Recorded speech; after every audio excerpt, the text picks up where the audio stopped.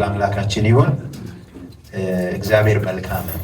ፓስተር የእግዚአብሔርን ቃል መስማት ሰው ደስ እንደሚለው ሌላ ደስ ሊለን አይገባም።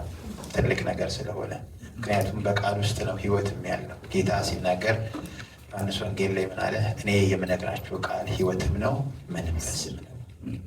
የእግዚአብሔር መንፈስ ደግሞ ወደ ሰዎች ሲመጣ የሰዎችን ህይወት ያድሳል። ስንቀበለው ውስጣችን ለእግዚአብሔር ነገር ክፍት ሲሆን በህይወታችን ላይ ይሰራል። በእኛ ለእግዚአብሔር ቃል ክፍት ስንሆን ማለት ነው። let the word of God work in us። እግዚአብሔር ቃሉን ሲልክ፣ ምክንያቱም ቃሉን ላከ፣ ፈወሳቸው፣ ከመከራቸው አዳናቸው። እኛ በጠበቅነው መንገድ ሳይሆን በእኛ አካሄድ ባልሆነ በራሱ መንገድ በምንሰማው ቃል እግዚአብሔር ማዳንን ያደርጋል። አንዳንዴ ሳንፈልግ ሰው አምጥቶ ቃል ይናገርና ከቃሉ ኋላ ያለው የቃሉ ባለቤት በእኛ ህይወት ውስጥ ስራን ይሰራል። ታሪክን ይለውጣል። ጃዌን ከኛ ላይ ይነቅላል። ሊያጠፋን ሊያበላሽ ነገራችን የመጣውን ክፉውን እግዚአብሔር አስቀድሞ ይመታል። ነገር ግን እግዚአብሔር እንዲህ ሲመጣ መጀመሪያ የሚያቀብለን ነገር አለ። ክብር ለስሙ ይሁን። የሚመጣው በምንድን ነው? በቃሉ ይመጣል። ሲዘመር ቃል ይወረውራል። ሲጸለይ ቃል ይልካል። ሲሰበክ ቃል ይልካል። በዛ ውስጥ እግዚአብሔር ማዳንን ያደርጋል። እና የእግዚአብሔር ቃል ወደኛ ህይወት ሲመጣ እግዚአብሔር ያለውን ሳይፈጽም አይመለስም። ክብር ለኢየሱስ ይሁን። ኢየሱስ ጌታ እና እሱ ያሰበውን ነገር በእኛ ውስጥ ከመስራት የሚያግደው የለም። ስንድን እንኳን እኛ አንዳንዴ ጥሩ ሰዎች ስለሆንን የዳንን ይመስለናል። ከኛ ውጭ ነው እግዚአብሔር ማዳንን ለኛ ያደረገው። በየትኛውም መንገድ ውሰዱት፣ የኔ ስራ አይደለም መዳን። እግዚአብሔር በአንድም በሌላም መንገድ ያየበት መንገድ ስላለ አዳነኝ። የእግዚአብሔር ሰው ሲናገር ምን አለ? ወዶኛልና አዳነኝ። ስለወደደህ አዳነ። በቃ ይሄ ያንተ የሥራ ውጤት አይደለም። ክብር ለጌታ ይሁን። ይህንን የሚወደንን ጌታ ነው አሁንም የምናመልከው። ከጨለማ ወደሚደነቅ ብርሃኑ የጠራችሁን የእርሱን በጎነት እንድትናገሩ የተመረጠ ትውልድ፣ የንጉሥ ካህናት፣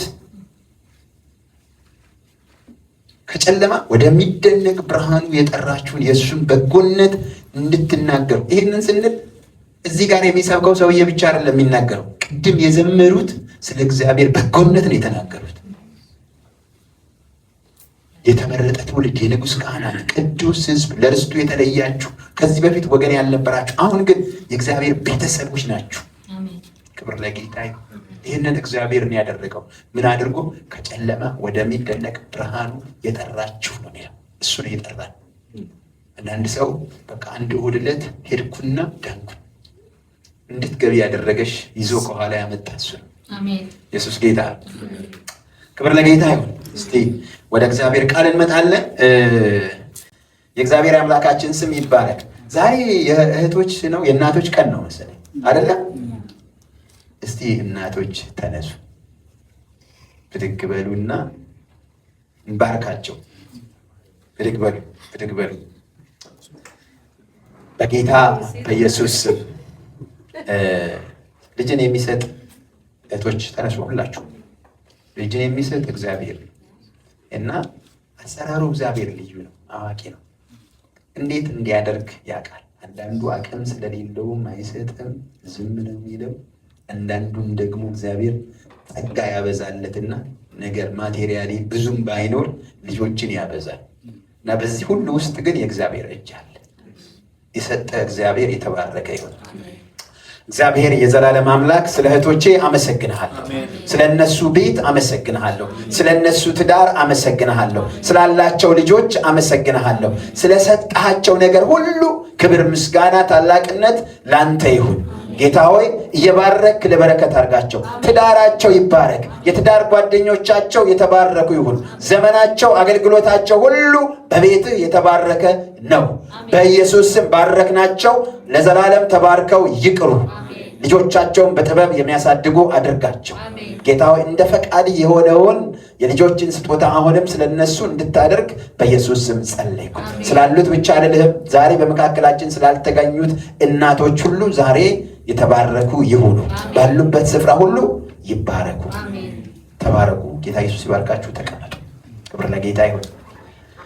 ኢየሱስ ጌታ ነው። ሃሌሉያ። እንደ እግዚአብሔር ያለ ማንም የለም። ዛሬ አንድ ጥሩ ለሕይወታችን ሁላችንን የሚያንጽን የእግዚአብሔርን ቃል አብረን ከመጽሐፍ ቅዱስ እንካፈላለን። ክፍሉን ከአዲስ ኪዳንም ከአዲስ ኪዳንም ከብሉይ ኪዳንም ክፍል ነው የምናየው። የመጀመሪያውን ክፍል ከብሉይ ኪዳን ያለውን እናያለን። እስቲ አንገቶቻችንን ደፋ አድርገን እግዚአብሔር ደግሞ ቃሉን እንዲገልጥልን መንፈሱን እንዲሰጠን እንጸልያለን። እግዚአብሔር የዘላለም አምላክ ስምህ ይባረክ። አንተ መልካም አባት ነህ፣ ተመስገን። ደግሞ ዛሬ በዚህ ስፍራ ላይ አባቶይ ሁኔታን አይተን አልተከማቸንም። ነገር ግን ባለነው ሁሉ በምክርህ ግሩም የሆንክ እግዚአብሔር በኢየሱስ ስም በመንፈስህ እንድትመክረን እንለምንሃለን። አባቶይ እንደ መልካም እርሻ ዛሬ በእኛ ላይ እኛን እንደ መልካም እርሻ ወስደህ ጌታ በእኛ ላይ መልካምን ዘር እንድትዘራ ይሄም የተዘራው በኢየሱስ ስም በእህቶቼ በወንድሞቼ በእኔም እንዲበቅል እኔ እለምንሃለሁ። ሁለንተናችንን አንተ ተቆጣጠር። በኢየሱስ ስም አንተ ተናገረን። አባ ዛሬ ካለንበት ነገር አውጣን፣ ወደ እውነትህ አውጣ፣ ወደ ከፍታ አውጣ፣ ወደ ብርሃንህ አምጣ። አባት ሆይ ደግሞ ብዙውን ነገር አንዳንዴ በትክክል የሄደን እየመሰለን እግዚአብሔር ሆይ ያልተገባ ነገር ውስጥ ብንሆን እንድታወጣን፣ እንድትመልሰን፣ እንድትመክረን ዛሬ ሆይ በቃልህ ተናገረን። እናመሰግንሃለን። ሁሉ ለክብርህ ይሁን። ደግሞ ያመጻ ልጅ በየትኛውም መንገድ የምትለንን ሊለቅም የሚወጣ የታሰረ ይሁን፣ የታሰረ ይሁን። የጨለማው ኃይል ይታሰር በክርስቶስ ኢየሱስ ስም። ስራው ይፍረስ፣ ስራው ይፍረስ። አፈረስን በጌታ በኢየሱስ ስም። ያመጻ ልጅ ምክሩም ሐሳቡም እቅዱም አይከናወንለት። እግዚአብሔር ሆይ ልጆችህን ሥጋ መንፈስ ነፍስ ለታመኑ ልጆች ሰጠ። እናመሰግንሃለን በጌታ በኢየሱስ ስም። ጌታ ኢየሱስ ክርስቶስ የተባረከ ይሁን። ዛሬ የምናየው ክፍል ከሳሙኤል አንያ ሳሙኤል መጽሐፍ ላይ ነው የምናየው እና የምናየው መጽሐፍ ክፍል ምዕራፍ 15 ነው የምናየው። ምዕራፍ 15 እንገባለን። ይህን ክፍል እንዳልኳችሁ ሁለት በዋና በሐሳብ ደረጃ ያለው ሁለት አዲስ ኪዳንም በብሉይ ኪዳንም መልእክቱን ሁለት መጽሐፎች ያሳዩናልና እነዛ ውስጥ እንገባለሁ። መግባት አይቀርም። ሁለቱንም እናያለን። ምናልባት ዛሬ የብሉይ ኪዳኑን እንጨርሳለን ብዬ አስባለሁኝ እና ይህን መጽሐፍ ዛሬ ለምን መማር አለብን ብለን ስናስብ እንዲህ የሚል ነገር ነው የምነግራችሁ። እግዚአብሔር ወደኛ ቃሉን ሲልክ ዓላማ ስላለው ለዚህ ለመጣው ለእግዚአብሔር ቃል ሙሉ ምላሽ መስጠት እንደሚገባን እንድንገነዘብ ነው። እግዚአብሔር አንተን አንድ ነገር ሲናገርህ እግዚአብሔር በሕይወትህ ሊሰራ ያለው ነገር አለ። አስተውለን የእግዚአብሔርን ነገር ልንሰማና ልታደርግ ይገባል። እግዚአብሔር ቃልን ሲልክ በዓላማ ነው። አንድ ሰው የዚህ ጋር ቆሞ የሚናገረው ንግግር ሳይሆን እግዚአብሔር በሰው ተልኮ በአንድ ሰው አንደበት ሕዝቡን ይናገራል። የእግዚአብሔር ስም ለዘላለም የተባረከ ይሁን። ሃሌሉያ። ሌላው እግዚአብሔር በዓላማ ደረጃ ይዞት በሕይወታችን አንድ ነገር ሊያደርግ አስቦ አንድን መልእክት ሲናገር አለመታዘዝ ወይም ደግሞ እግዚአብሔር ያለውን አለመፈጸም በእኛ ውስጥ ሌላ ኔጌቲቭ ኮንሲኩዌንስ አለው። ስለዚህ የእግዚአብሔር ቃል ሁል ጊዜ ወደ እኛ ሲመጣ በጥንቃቄና በአክብሮት ለዛ የሚገባውን ምላሽ ልንሰጥ ይገባል። ምናልባት ሳምንት ልብ ብላችሁ ከሆነ 2 weeks ago እኛ ሰውዬ ፓስተሩ እዚህ ሲናገሩ ምን አሉ?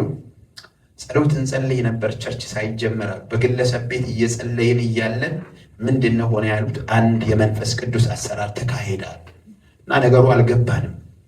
ይሄ ነገር እውነተኛው ከእግዚአብሔር ነው ወይስ ተሰው ነው ብለን አቆምንና ለ2 ወር ያህል በግል ከዛ ጸለይንም። ደግሞም በእግዚአብሔር ነገር ከኛ የሚሻሉትን ሰዎች አማክረን ለነገሩ ምላሽ ይዘን እንደ እግዚአብሔር ቃል ያልሆነው ነገር እንዳንቀበል ሆነን ተመለስናል። ክብር ለጌታ ይሁን እና አንዳንድ ጊዜ እግዚአብሔር ሲናገር ልናስተውል ቆም እንል። ምናልባትም ደግሞ ልንጠይቅ ልናማክራቸው የሚገቡን ታላላቅ በእግዚአብሔር ነገር ወንድሞች ቢኖሩ አማክረን ለዛ ነገር ተገቢውን ምላሽ ልናደርግ ይገባል። ለእግዚአብሔር ነገር ችላ ማለት ተገቢ ክብር ለጌታ ይሁን። ስለዚህ ከነዚህ ሁለት ነገሮች አኳያ ነው ይህን ክፍል የምናየው። አንደኛ እግዚአብሔር ለላከው መልእክት አግባብ ያለው ምላሽ፣ አለመመለስ ደግሞ ሊያመጣ የሚችለው ችግርም እንዳለ አስተውለን ልናደርግ የሚገባንን ነገር ማድረግ እንዳለብን ለማሳሰብ ነው። ክብር ለጌታ ይሁን።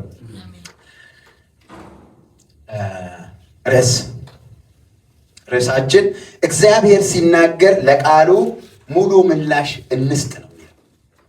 እግዚአብሔር ሲናገር ለቃሉ ሙሉ ምላሽ እንስጥ።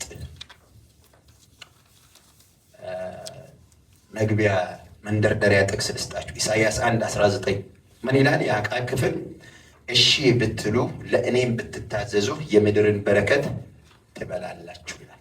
ክብር ለጌታ ይሁን።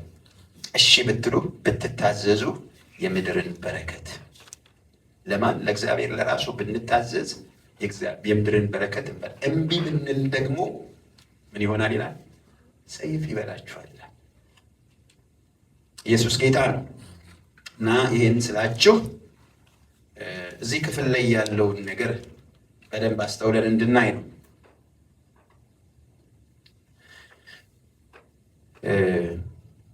እግዚአብሔር ወደ ሰዎች ሕይወት በተለያየ መንገድ ይመጣል። ነገር ግን በመጣ ጊዜ ሰው መልእክቱ የመጣለት ሰው ምላሽ ሊሰጥ ይገባል። ይህን ክፍል ምዕራፍ አንደኛ ሳሙኤል ምዕራፍ 15 ነው ያልኳችሁ። ክፍሉን በደንብ ምን የምናየው በደንብ እያንዳንዱን ነገር እንመለከታለን። ይህንን የሚያነብልኝ አንድ ሰው ፈልጋለሁ። ይህን ክፍል የሚያነብልኝ ሰው ሳሙኤል ሬዲ ነህ? እሺ አንብብልኝ።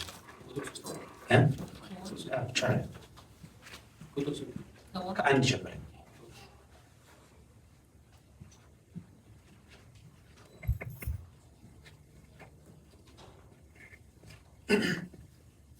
በጌታ ስም አነብሃለሁ። ሳሙኤልም ሳኦልን አለው፣ በሕዝቡ በእስራኤል ላይ ንጉሥ እንድትሆን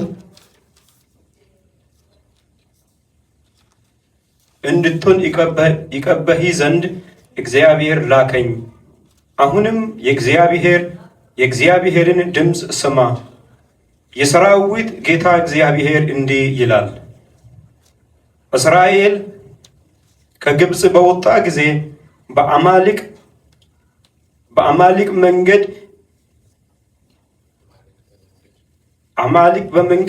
በመንገድ እየተቃወመ ያደረገበትን ይበቀላለሁ።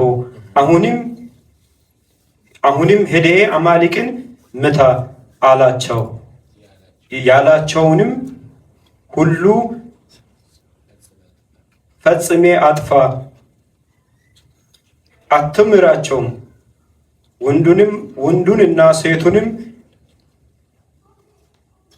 ብላቴናውንና ሕፃኑንም በሬውንና በጉን ግመሉንና አህያውንም ግደለው። ሳኦልም ሕዝቡን ጠርቶ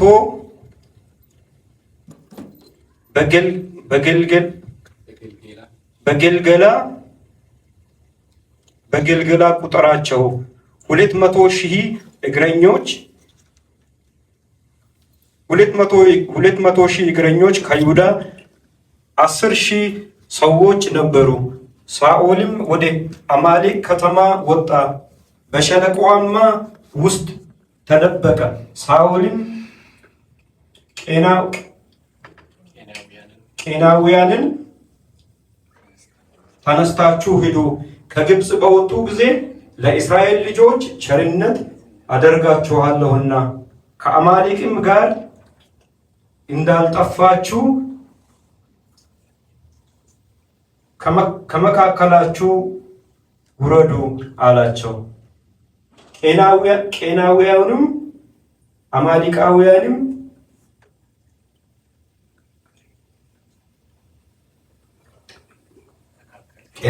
ከአማሌቃውያን መካከል ሄዱ።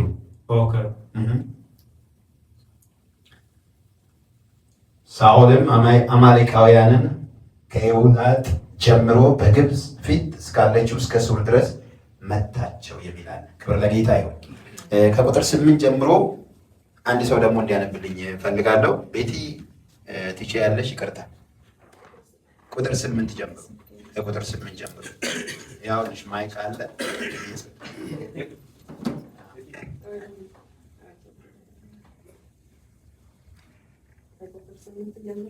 አዎ አማሌቃውያንም ንጉሥ አጋግን በሕይወቱ ማረከ፣ ሕዝቡንም ሁሉ በሰይፍ ስለት ፈጽሞ አጠፋቸው። ነገር ግን ሳኦልና ሕዝቡ ለአጋግ ለተመረጡትም በጎችና በሬዎች፣ ለሰቡትም ጥጆችና ጠቦቶች፣ ለመልካሞቹም ሁሉ ራራላቸው፣ ፈጽሞም ሊያጠፋቸውም አልወደደም። ነገር ግን ምናምንቴንና የተናቀውን ሁሉ ፈጽሞ አጠፋት። የእግዚአብሔርም ቃል ሳኦልን እኔ ከመከተል ተመልሳልና ትእዛዙንም አልፈጸምክና ስለ ነገሥታት ተጸጸትኩ ብሎ ወደ ሳሙኤል መጣ። ሳሙኤልም ተቆጣ፣ ሌሊቱንም ሁሉ ወደ እግዚአብሔር ጮኸ። ሳሙኤልም በነጋውም የሳኦልን ለመገናኘት ማለደ። ሳኦልም ወደ ቀርሜሎስ መጣ። እነሆም የመታሰቢያ ዓምድ በቆመ ጊዜ ዞሮ አለፈ። ወደ ገልገላ ውረድ የሚል ወሬ ለሳሙኤል ደረሰለት። ሳሙኤልም ወደ ሳኦል መጣ። ሳኦልም አንተ በእግዚአብሔር የተባረክ ሁን፣ የእግዚአብሔርም ትእዛዝ ፈጽሜአለሁ አለው። ሳሙኤልም ይህ በጆሮዬ የሚሰማ የበጎች ጩኸትና የበሬዎች ግዛት ምንድን ነው አለው። ሳኦልም ሕዝቡን ለአምላኬ በእግዚአብሔር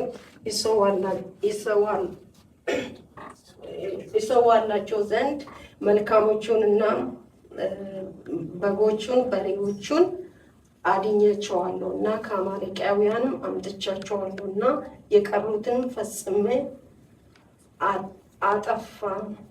አጠፋው አለው። ሳሙኤልም ሳኦልን ቆይ እግዚአብሔር ዛሬ ሌሊት የነገረኝን ልንገርህ አለው። እርሱም ተናገር አለው። ሳሙኤልም አለው በዓይኔ ምንም ታናሽ ብትሆን ለእስራኤል ነገዶች አለቃ አልሆንምና እግዚአብሔር በእስራኤል ላይ ንጉሥ እንድትሆን ዘንድ ቀባው። እግዚአብሔርም ሄድ ኃጢአተኞችን አማሌቃውያንን ፈጽሜ አጥፋቸው፣ እስኪያጠፋም ድረስ ወጋቸው ብሎ በመንገድ ላኬ። ተባረኪ። ጌታ ኢየሱስ ይባረክ። ቁጥር 18 ላይ ነን ያለነው። ከ19 ጀምሮ አንድ ሰው እንዲያነብ እፈልጋለሁ። እሺ ወንድም ሰላሙ ያነብልናል። ከቁጥር 19 ጀምሮ። ክብር ለጌታ ይሁን። እሺ በጌታ በኢየሱስ አነባለሁ። ለምርኮ ሳስተህ ለምን የእግዚአብሔርን ቃል አልሰማህም? ለምንስ በእግዚአብሔር ፊት ክፉ አደረግ? ሳኦልም ሳሙኤልን የእግዚአብሔርን ቃል ሰምቻለሁ፣ እግዚአብሔርም በላከኝ መንገድ ሄጃለሁ፣ የአማሌቅን ንጉሥ አጋግን አምጥቻለሁ፣ አማሌቃውያንንም ፈጽሜ አጥፍቻለሁ። ሕዝቡ ግን ለአምላኬ ለእግዚአብሔር በገልገላ ይሰዋ ዘንድ ከእርሙ የተመረጡትን በጎችንና በሬዎቹን ከምርኮ ወሰዱ አለው። ሳሙኤልም በወይኑ የእግዚአብሔርን ቃል በመስማት ደስ እንደሚለው እግዚአብሔር በሚቃጠልና በሚታረድ መስዋዕት ደስ ይለዋልን? እናው መታዘዝ ከመስዋዕት ማዳመጥም ከአውራ በግ ስብ ከማቅረብ ይበልጣል። አመፀኝነት እንደ ሟርተኛ ኃጢአት፣ እልከኝነትም ጠዋትን ተራፊንም እንደ ማምለክ ነው። የእግዚአብሔርን ቃል ንቃልና እግዚአብሔር ንጉሥ እንዳትሆን ናቀ አለ።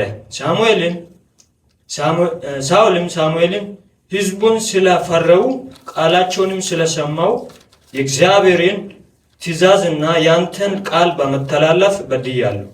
አሁንም እባክህ ኃጢአቴን ይቅር በለኝ፣ ለእግዚአብሔርም ይሰግድ ዘንድ ከኔ ጋር ተመለስ አለው።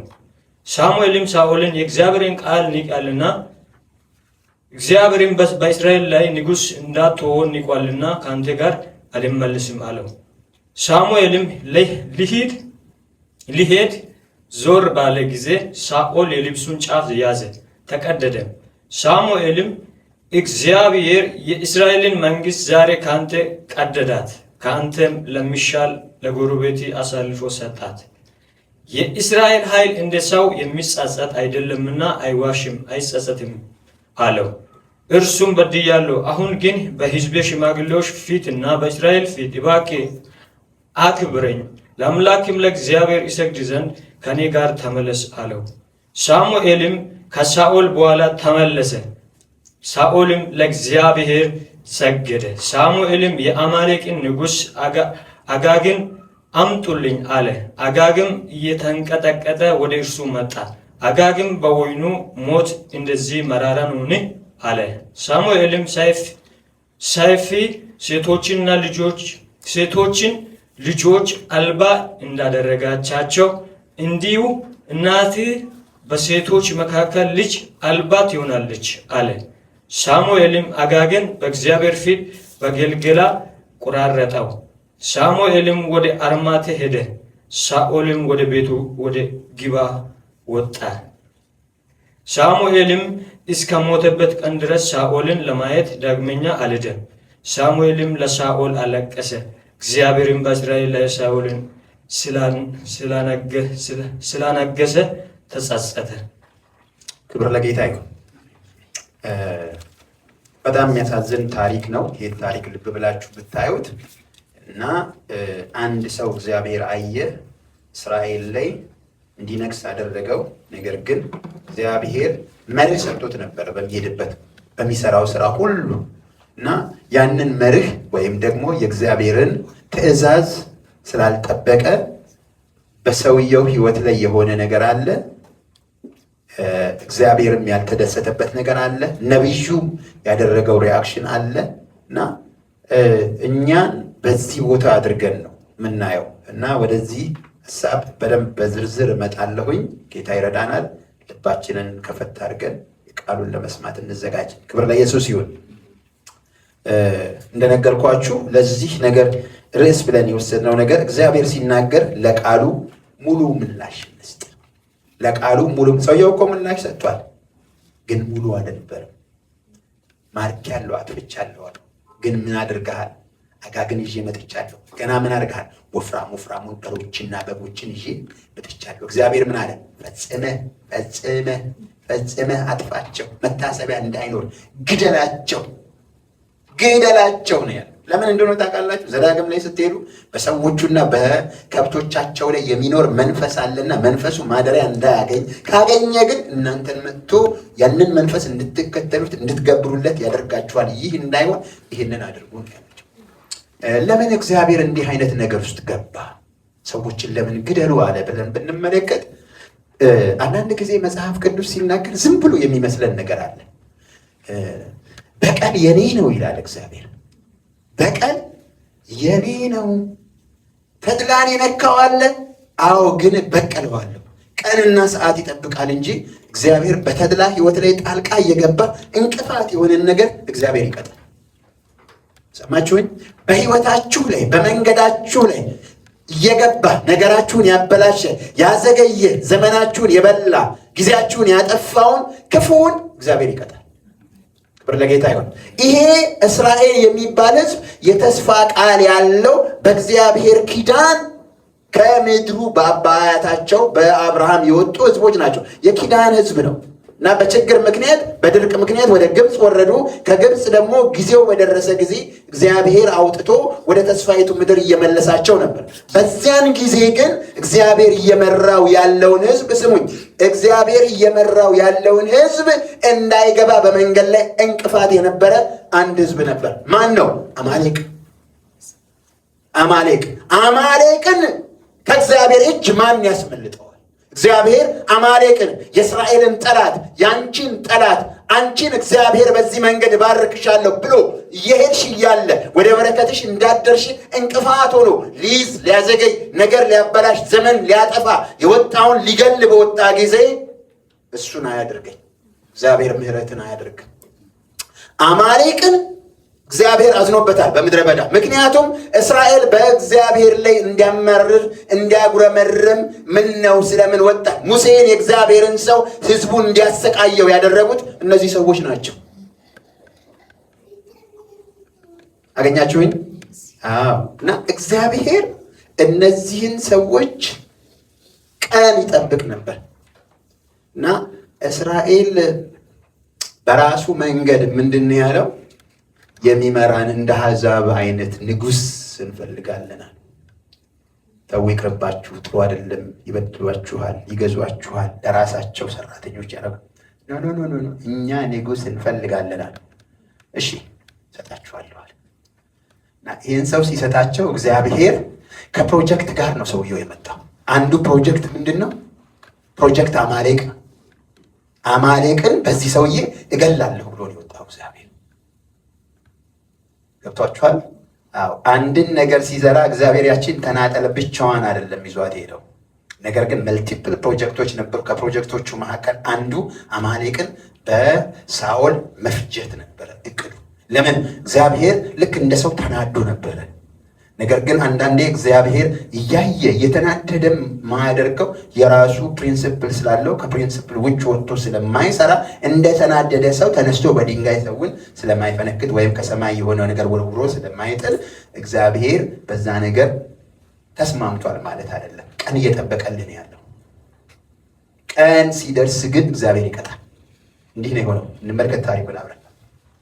ቁጥር 1 ሳሙኤልም ሳኦልን አለው። በዘመኑ የነበረው የጀጅስ ወይም የነገስታቶቹ መሪ የነበረው የእስራኤል የመጨረሻው ማን ነበር? ሳሙኤል ነበር። እና ነብይም ነበር፣ መሪም ነበር፣ ሁሉንም ነበር ሳሙኤል። እና ሳሙኤል ሳኦልን አለው ይላል። ሳኦልን ምን አለው? በሕዝቡ በእስራኤል ላይ ንጉሥ እንድትሆን እቀባህ ዘንድ እግዚአብሔር ላከኝ። በእስራኤል ላይ ንጉሥ እንድትሆን ለዛ ልቀባህ እግዚአብሔር ላከኝ። አሁንም ምን ስማ? የእግዚአብሔርን ድምፅ ስማ። አንዳንድ ጊዜ በጣም በኃይለኛ ሁኔታ የተቀቡ የእግዚአብሔር ሰዎች መጥተው ሲናገሩ ወገኖቼ እንደ ምናምን ነገር እንዳትቆጥሩ፣ በጥንቃቄ ልንሰማ ይገባል። እግዚአብሔር ሲናገር ችላ ብትሉ ነገ የሚነግርህ ሰው አታገኝም። ሰማችሁኝ?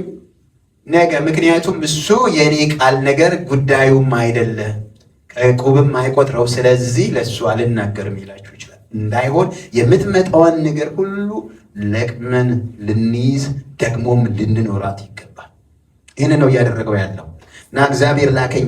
ስማ፣ አሁን የእግዚአብሔርን ድምፅ ስማ። ቁጥር 2 የሰራዊት ጌታ እግዚአብሔር እንዲህ ይላል፣ እስራኤል ከግብፅ በወጣ ጊዜ አማሌቅ በመንገድ እየተቃወመ ያደረገበትን እበቀላለሁ። በመንገድ እስራኤል ሲሄድ እየተቃወመ ያደረገበትን እበቀላለሁ።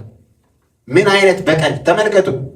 ሂድ ቁጥር 3 ላይ አሁንም ሄደህ አማሌቅን ምታ፣ አንድ ያላቸውን ሁሉ ፈጽመህ አጥፋ፣ ያላቸውን ነገር በሙሉ አጥፋው፣ አትማራቸው፣ የሚገደለውን ሁሉ ግደል፣ አትማራቸው፣ ወንዱንም ሴቱንም ብላቴናውንም ሕፃኑንም በሬውንም በጉንም ግመሉንም አህያውንም ምን አድርግ? ግደል። አጥፋ ምናምን ቀለል ልናደርገው እንችላለን አይደል? እንዳይቀል እግዚአብሔር ምንድን ያለው? ግደል። ምንም ነገር እግዚአብሔር ተቃጥሎባቸዋል። ቀን ነበር የሚጠብቀው። አገኛቸው። ባገኛቸው ጊዜ ምንም ምሕረት የሌለው በቀል እንዲደረግ እግዚአብሔር ፈልጓል። እንግዲህ ተመልከቱ፣ የሥራው ባለቤት የፍጥረቱ ጌታ ይሄን አድርግ ዘላለም ብሎ ሲልህ ባይመችህም ሄደህ ማድረግ እንጂ ያንተን ሀሳብ መጨመር፣ ያንተን አስተያየት ማድረግ፣ በጎነታችንን መጨመር ይገባል። ክብር ለጌታ ይሁን። እንመልከት። ሳኦል ሲጀምር አጀማመር እንቅስቃሴውን ቁጥር 4 ላይ ሳኦልም ሕዝቡን ጠርቶ በጌልጌላ ቆጠራቸው 200,000 እግረኞችም ከይሁዳም ደግሞ 10,000 ሰዎች ነበሩ ይላል እና ቁጥር 5 ላይ ሳኦል ወደ አማሌቅ ከተማ ወጣ። ሳኦል ወዴት ወጣ? ወደ አማሌቅ፣ አማሌቆች ወዳሉበት ገባ፣ በሸለቆም ውስጥ ተደበቀ ይላል እና ሳኦል ቄናውያንን ይላል። ቄናውያን የሚባሉ ለእስራኤል ቸርነትን ያደረጉ እስራኤል በሚያልፍበት ጊዜ እስራኤልን ያልተተናኮሉ ሰዎች ነበሩና ምን አደረገ? ከነዚህ ከአማሌቆች መካከል ቀድመው እንዲወጡ አደረጋቸው። እንዳይጠፉ እንዳይነኩ ማለት ነው። ሌሎቹን በሙሉ እረዱ፣ ግደሉ ብሏልና እና ሳኦል ቄናውያንን ተነስታችሁ ሂዱ፣ ከግብፅ በወጡ ጊዜ ለእስራኤል ልጆች ቸርነትን አድርጋችኋልና ከአማሌቅ ጋር እንዳላጠፋቸው ከመካከላቸው ውረዱ አላቸው። ቄናውያንም ከአማሌቃውያን መካከል ሄዱ። ክብር ለጌታ ይሁን። እነዚህ ሰዎች ለእስራኤል በጎነትን አድርገዋል። ስለዚህ ምን አደረጋቸው? ተለዩና ውጡ፣ እናንተን አንነካ፣ የምንፈልገው እነዛን ነው። ስለዚህ በአንድ ላይ እንዳጠፉ እናንተ ውጡ አላቸው። ወጡ። ሳኦልም አማሌቃውያንን ከኤውላጥ ጀምሮ በግብፅ ፊት እስካለችው እስከ ሱር ድረስ መታቸው ይላል። መታ፣ በደንብ ነው የመታው። ግን የተባለው ነገር አመጣጡ ምታ፣ ፈጽመህ አጥፋ፣ አትማር፣ ግደል ነው የተባለው። how serious it is፣ ቀላል ጉዳይ አይደለም። የሳኦል አፈጻጸሙ የሥራው ሂደት ስንመለከት ምንድን ነው? የአማሌቅን ንጉሥ አጋግን በሕይወት ማረከው ይላል ቁጥር 8 ላይ። ማርክ የሚል ነገር የለም። ማርከህ አምጣ የተባለው ነገር አለ? የለም። ይዝናት አጥፋ፣ ግደል የሚል ቃል ተጽፏል። አመጣው ይላል። አንበሳው ሳሙኤል ግን የሰራውን ስራ ብታዩ የሚገርም ነው። ምንም ምህረት የለም። የእግዚአብሔርን ነገር ከልጅነቱ ጀምሮ ሲሪየስሊ የሚሰማ ልጅ ነበር። አሁን በስተርጅናው እንደ ድሮ ለእግዚአብሔር ነገር ጨካኝ ሰውዬ ነው። አምጡልኝ አለና ቆራረጠው ነው የሚለው። ቆራርጦ ነው የገደለው። እየታየ ዘንድሮ እኔን ሳስብ እናንተም እንደኔው ትሆናላችሁ። ሰው ለማረድ በጣም ይከብዳል። እግዚአብሔር ብለዋልና አለ ሳሙኤል፣ ወስዶ ነው ያረደው፣ ቆራረጠው ነው የሚለው። ክብር ለጌታ ይሁን። ይህን ሰውዬ ወፍራም ነው፣ ያምራል፣ ንጉሥ ነው። አምጥቶት እንደ በግ ነው ይዞ አምጥቶት የመጣው ሳኦል። ይሄ ግን የእግዚአብሔር ጉዳይ አልነበረም እና እንዲህ አለ፣ ሕዝቡን ሁሉ በሰይፍ ስለት ፈጽሞ አጠፋቸው። አጋግን ግን አመጣ ይላል ቁጥር 9 ላይ ሄዱ። ነገር ግን ሳኦል ሕዝቡ ለአጋግ ስሙ እዚህ ጋር ነገር ግን ሳኦልና ሕዝቡ ለአጋግ ለተመረጡትም በጎች በሬዎች፣ ለሰቡትም ጥጆች፣ ጠቦቶች፣ ለመልካሞቹም ሁሉ ራሩላቸው። ለሚያማምሩት ራሩ። ከንጉሱ ጀምረው ያምራሉ። ወፍራሙን ደስ የሚሉትን ራሩላቸው። ፈጽሞ ሊያጠፏቸው አልወደዱም። እግዚአብሔር ግን ምን ብሏል? ፈጽመህ አጥፋቸው። ይህንን ስታስቡ አንድ ነገር ልንገራችሁ። በሕይወታችሁ ወደ ጌታ ስትመጡ ፊት በጌታ ሳትሆኑ የነበሩትን ነገሮች አጠፋችኋቸው ወይስ ዘንድሮ ማቅፋችኋቸዋል? one of the thing ሜሴጁን ሌላ ሰፈር አድርገን የድሮ ታሪክ እያነበብን አይደለም። እኛስ ጋር አሉ ወይ ነገሮች? እግዚአብሔር አጥፉ የሚለን እኔ ጌታ ስቀበል አንዴ ለፓስተር ስነግረው ጌታን ስቀበል ሙዚቃ በጣም እሰማ ነበር እና ማአት ውድ ኤክስፔንሲቭ የሆኑ ሲዲዎችንም ካሴቶችንም ውድ ነው። በዛን ጊዜ ውድ የሆነ ትልቅ የሚባል አዲስ አበባ ውስጥ ያለ ሙዚቃ ቤት እየሄድኩ ነው የምገዛው። የምሰራበትን ቦታ ጥሩ ስለነበረ ሰዎችም ስለሚያዩ ለእይታም ጭምር ነው የሚገዛው። ደረጃውን የጠበቀ ነገር እና አደገኛ የአሜሪካን ዘፈኖችን ገዛ ነበር። ደግሞ ጌታን የተቀበልኩ ቀን በሙሉ ሰብስቤ ሽንት ቤት ጉድጓድ ነው የከተትኩት። ዋይ ብሰጠው ለሌላ ሰው ገንዘብነቱም ሊጠቀምበት እና እሱም በራሳቸው ቋንቋ ፕሬዝ ጋድ ብሎ ፕሬዝ ዲመን ብሎ ሊሰማው ይችላል። ለዚህም ለማንም እንዳይሆን እሱን ማአት VHS ቪዲዮዎች ነበሩ። እነሱ ሁሉ በአጠቃላይ ሽንት ቤት there is no hope in those things። በእኔም በኩል ተመልሼ እንዳላያቸው ደግሞም የሚፈልጋቸው ሰዎች እንዳያገኛቸው ነው የከተትኳቸው እና ፈጽሜ ነው ያጠፋኋቸው። በህይወታችን አንዳንድ ሰዎች ቤት የሆነ ትልቅ የመወዳት የማርያም ፎቶ አለች ነው ብለው ቁጭ ያደርጉታል። ከኛ ጋር ግንኙነት የለውም። እንደዛ አይነት ማርያም የለችም። ከየት እንደመጣ አይታወቅም። የለች። ማን ያያት? እንኳን እኛ አይደለም አይሁዶች አላዩዋት። አይሁዶቹ እና ስለማያውቋት አይኗ ቀይ ስለነበር የመሲሁ እናት ምናምን እያሉ ሲከራከሩ እስልምና በመካከላቸው ብቅ አለ። እነሱ ሌላ ሰፈር ሲያወሩ አያውቋትም ሴትዮዋን እኮ በዘር በተመዘገበው ምዝገባ እንጂ የሚያውቋት ሌላ ነገር የለም። እና ይሄ የእናቴ እና የአያቴ የአክስቴ ጉዳይ የሚባል እኛ ቤት አይሰራም። ማውጣት መጣል አለብን። ክብር ለኢየሱስ ይሁን።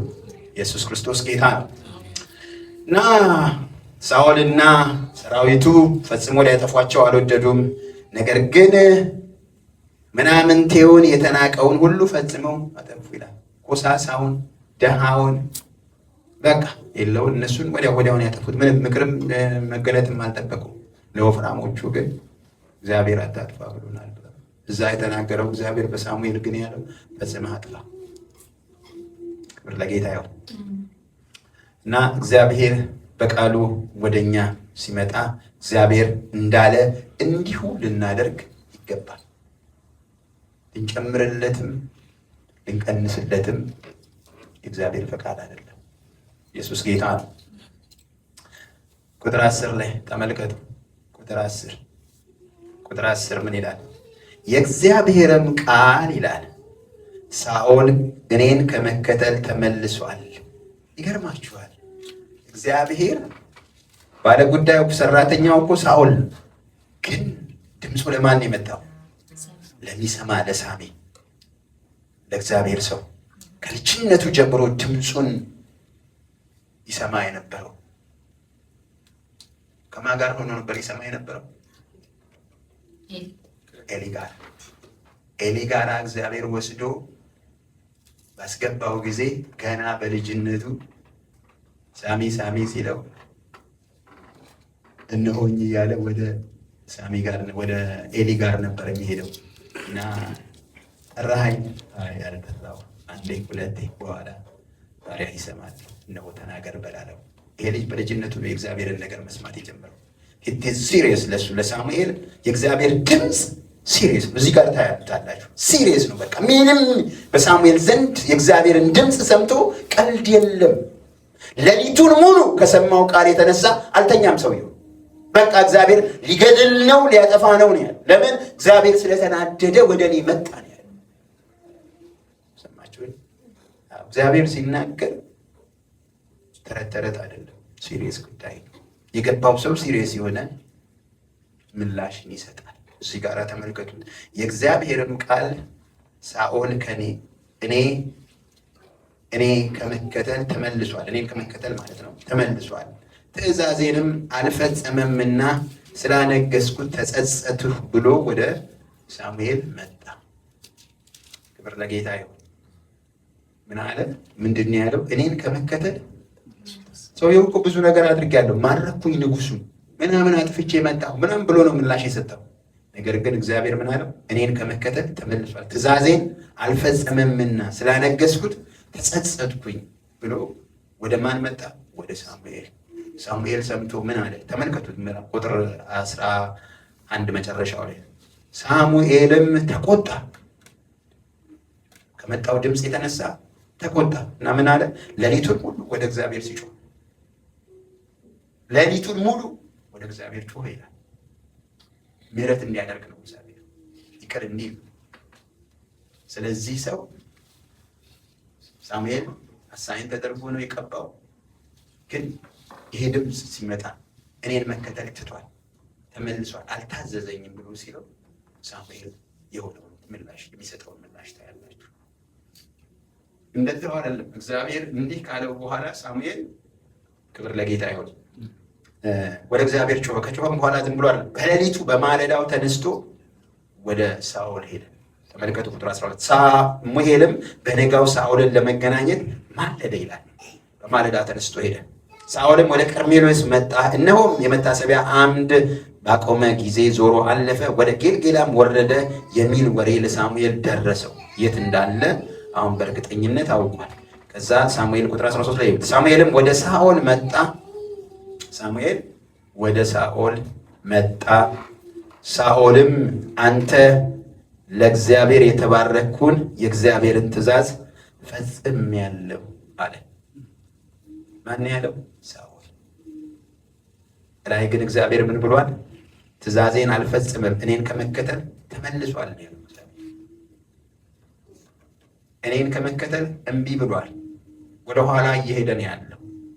ትእዛዜንም አልፈጽምም ምን ያለው። ስለዚህ እግዚአብሔር ምን አለ? ስላነገስኩት ተጸጸትኩኝ። እሱ ሊነግስ አይገባውም ነበር ያለው። ክብር ለጌታ ይሁን። ይሄንን የእግዚአብሔርን ትእዛዝ ፈጽሜያለሁ ብሎ ለማን ነው የሚናገረው? ለሳሙኤል ነው። የእግዚአብሔርን ትእዛዝ ፈጽሜያለሁ። አንድ ጊዜ መጽሐፍ ቅዱስ ምን ይለናል? እንዲህ አይነቱን ባህሪያችሁን ግደሉ ይላል አይደለም? መጽሐፍ ቅዱስ ላይ በእኛ ውስጥ ያለ እግዚአብሔር የማይከብርበትን ባህሪ ግደሉት ነው የሚለው። ግደሉ፣ ባትገሉ እናንተን ያስይዛል፣ እናንተን ያስገድላችኋል። ልውሰዳችሁ፣ ቆላስይስ ምዕራፍ 3 ላይ ልውሰዳችሁ። እስቲ አንድ ሁለት ቀን አብረን እንመለሳለን። ያ ራሱን የቻለ ክፍል ስለሆነ በስፋት እንማረዋለን። ጌታ ይረዳናል። ኢየሱስ ጌታ ነው።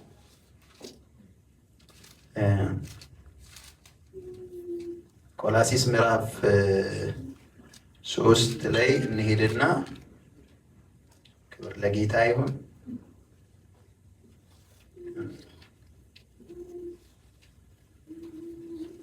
ምዕራፍ 3 ቁጥር 5 ጀምሬ ላንብብላችሁ።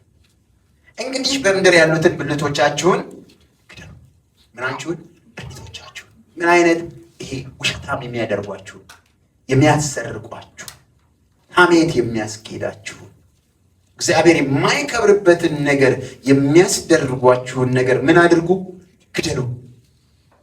በአዲስ ኪዳን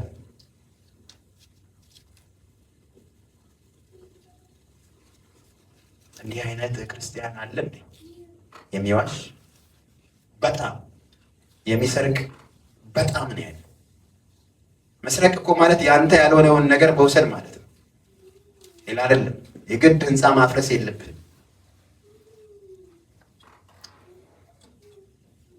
አንድ ቀን ግን ጌታ አሳልፎ የሚሰጥህ ቀን ይኖራል። ያችን የደበካትን ነገር እሷ አሳልፋ ትሰጥሃለች። እሷ የሚይዝህን ሰው ትጠራብሃለች። እኔ ምሳሌ ልንገራችሁ። በቅርብ ቀን መስሪያ ቤት 1 2 3 ክርስቲያን ነን የሚሉ ሰዎች አሉ እና እንደኛው ተለቅ ያሉ ሰው ናቸው። በጣም እንግባባለን እና እንደዚህ ስለ ቸርች ምናምን አወራቸዋለሁ። እዚህ ለሀገሬ አብረን እዛ ሪቫይቫል ሄደን ነበር እና ስመጣ ነገርኳቸው። እዛ ሄጄ ምናምን አልኳቸው። ስላቸው ጊዜ ሪቫይቫል እዚህ ውስጥ ነው እዛ ስፍራ የለም ማለት ነው እና ምንድን የሆነው መሰለህ፣ ሰውየው ትልቅ ሰው ናቸው፣ ብዙ ነገር አለ፣ በሚሊታሪ ውስጥ የነበሩ ምናምን ናቸው እና ከረሜላ እየሄዱ ይሰርቃሉ። ካምፓኒ ውስጥ ይሄ ዲስፔንሲንግ ማሽን የለም፣ እሷ ውስጥ ያን ይከፍሉና 2 ባን ይዘው ይሄዳሉ እና መስሪያ ቤቱ አይቶ 2 3 በካሜራ ያያቸዋል እና ዋርኒንግ። ክርስቲያን ናቸው፣ ምነግራችሁ ቸርች የሚሄዱ ሰው ናቸው። ዋርኒንግ ሰጥቷቸዋል። የለም ቀጠሉ። አንገታቸውን ይዘው 2ኛ መስሪያ ቤት እንዳይደርሱ አድርገው አባረሯቸው። ሞት ማለት ይኸው አንገት እንደ እንትና መቆረጥ አይደለም። ከምትበላው ነገር ተነጥለ ወጣ። ለምን? ያልሞተ ማንነት፣ ሌባ መንፈስ ውስጥ ነበር። እሱን ወስዶ አስደብድቦ አስወጥቶ ብቻ መኖር ሲቻል ስለምን እሱን አስቀጥመ አስይዘህ እየዞርክ ትያዛለህ? ይሄ ነው፣ ሌላ ነገር አይደለም መልእክቱ። ግደለው። ምክንያቱም ነገ አንተን ያውቃል፣ ህይወትህን ያጠፋል። ፈጽመህ አጥፋ። ቀጠለች። ሰሞኑን አንዷ ልትሾም ደርሳለች። ማኔጀር እኔ ጋር ነው የምነግራችሁ፣ እኔ መስሪያ ቤት እና ሳያቸው ይገርማችኋል። በቃ ሙዚቃ እንደ ኩት ነው የሚወዱት። በኢየሱስ ክርስቶስ በዚህ ምድር ላይ ያለ ህዝብ ምንም መዝሙር ይሰማሉ ወይ ብትሉኝ ቸርች ሄደው አይዶን ነው መዝሙርን ትተው ለራሳቸው ጆሮአቸው ላይ ዘፈን አድርገው እንደሚሰሙ ነው የምጠብቀው። የሚገርም ነገር ነው። she's about to be appointed በቅርብ ቀን ልትሾም ብዙ ነገር ጨርሳ ያለች ሰው እርስ በራሳቸው ይሰላለላሉ እና አንዷ ስትሰልል እዚህ የሆነ ዌብሳይት አለ እዛ ላይ ሻፕሊፍቲንግ ከሱቅ ውስጥ ማዕት ዕቃ ሰርቃ ይህን ያህል ተመን ያለው ዕቃ ሰርቃለች እና ፍርድ ቤት ቀርባ ጉዳዩ በቀጠሮ ነው ያለው። ሂዩሚሌቲንግ። ለምን የሚሰርቀውን ሰውዬ እያበላችሁ ከርማ መንፈሱን ማለት ነው ሌላ አይደለም። መንፈሱን እያበላችሁ ከርማ አሳልፎ ሰጣት። አንዷ ደግሞ የሆነ ዕቃ አንስታ ደጋግማለች፣ ተለማምዳለች። እንደዚሁ ይዛ አድርጋ ስትወጣ አሰናበባት። ምን እላችሁ ፈልጌ አትስረቅ፣ አትዘሙት፣ አትስከር። አንድ በጣም የተወደደ አገልጋይ ኢትዮጵያ ውስጥ በሆነ ነገር ሰይጣን አስነክቶታል ይመስለኛል። መጠጥና ተደብቆ ድከም የሚባል ከተማ ከአዲስ አበባ ድከም የሚባል ከተማ አለ። ትንሽ ልፍ ብሎ ወጣ ይላል። ወደ ደብረ ዘይት ከመድረሳችን በፊት ነው እና እዛች ከተማ ሄዶ ከደብረ ዘይትን አልፎ ነው መሰለኝ አልፎ ቃሊቲን አልፎ እና እዛች ሄዶ ጥግ ላይ ኮርነር ይዞ ጥሩ ምግብ አዞ አንድ ወይን አስወርዶ እሷን ቀዳ እንዳደረገ ቀን ሲያገለግል የተካፈለ ልጅ ቸርቹ ፓስተር ትጠጣለህ እንዲህ አለ። ራሱ ላይ መሰከረልኝ፣ ከራሱ ላይ ሰማሁት።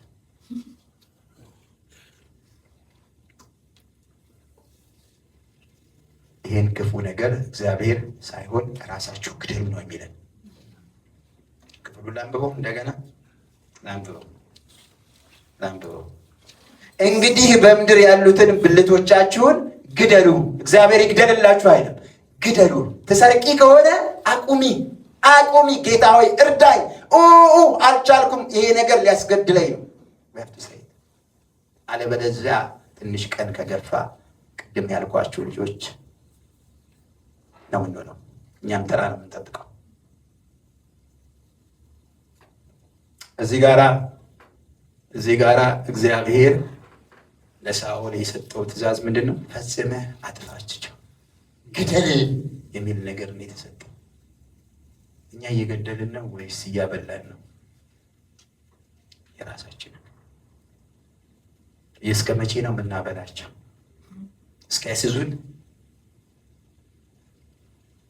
ራሱ እኮ ነው። እኛ ቆመን በእኛ ውስጥ ያለው መንፈስ እኛን ያስይዘናል። ምንም አጠብቁ፣ ከውጭ ሌላ ሰው አያስፈልግም። ራሳችንን በራሳችን ያስይዘናል። ኢየሱስ ጌታ ነው። ልንገራችሁ አንድ ነገር እዚህ ጋር ተመልከቱ።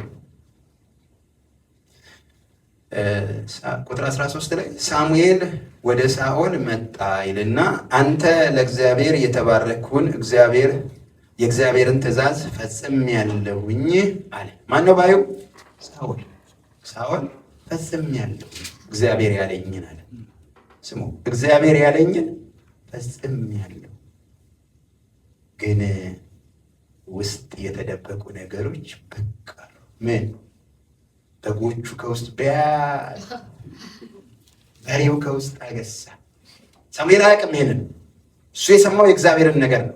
ነገር ግን እዚህ ሳኦል ጋር ሲደርስ ምን ይሰማል? ሳሙኤልም ይህ በጆሮዬ የምሰማው የበጎች ጩኸትና የበሬዎች ግሳት ምንድን ነው? ምክንያቱም እግዚአብሔር ያለው ፈጽመህ አጥፍተና አድርጌ መጣሁ ነው ያለው። ከላይ ተመልከቱ። ሁሉንም እግዚአብሔር እንዳለኝ አድርጌ። እነዚህ ምንድን ናቸው? አስይዘውታል። የሚገደልም ቢሆን እንዲገደል አቅርበውታል። በእኛም ውስጥ እግዚአብሔር የማይከብርበት ይዘነው የመጣነውን ነገር ወገኖች ይነግራችኋል። አሁን መጣል፣ አሁን መግደል፣ አሜት መገደል አለበት። ጥላቻ መገደል አለበት። አንድ ቀን እጃችንን እስክንሰነዝር መጠበቅ የለብንም። ጥላቻ ካለ ኢቨንቹዋሊ የሚሆነው ነገር ቦክስ ነው የሚቀጥለው ስቴፕ ማለት ነው። ያ እንዳይሆን እግዚአብሔር ግደሉ ያለንን ነገር በጊዜ እንግደል። ክብር ለጌታ ይሁን። ከዛ ቁጥር 15 ተመልከቱ። ሳኦልም ህዝቡ አለ። ተመልከቱ፣ አዳም ምንድን ነው ያለው? ሔዋን ምን አለ? ሔዋን እቺ የሰጠኸኝ ሴትዮ ነች እንጂ እኔ አይደለሁ። ይህም ሰውዬ ምን አለ? ሳኦልም ህዝቡ ለአምላክህ ለእግዚአብሔር የሰዋቸው ዘንድ መልካሞቹን በሬዎችና በጎችና በሬዎችን አድነዋቸዋል፣ ከአማሌቃውያንም አምጥተዋቸዋል፣ የቀሩትንም ፈጽመን አጠፋን አለ። ምን አይነቱን ያጠፉት? ምናምንቴውን የተናቀውን ነገር ነው ያጠፉት። ምናምንቴ የተናቀ እግዚአብሔር ያለው ግን ሁሉንም ፈጽመ ሙሉ ለሙሉ አጥፋቸው ነው የተባለው። እግዚአብሔር ሲናገር የእግዚአብሔርን ቃል ሙሉ ለሙሉ ልንቀበል ይገባል። ምን መርጠው ምናሳንሰው የለም። ግደል፣ ሌብነት ይገደል ይገደል፣ ውሸት ይገደል ይገደል፣ አሜት ይገደል ይገደል። ምንም የምናስቀረው ነገር አንዳንድ ቀን ነው። እንደ ድሮ ዓላማ የምንል ከሆነ አላሁ 5 ቀን እናማ ወይም 7ቱንም ቀን እናማ ከሆነ እግዚአብሔር የሚለን 7ቱንም እንዳታማ ነው የሚለው። ክብር ለጌታ ይሁን።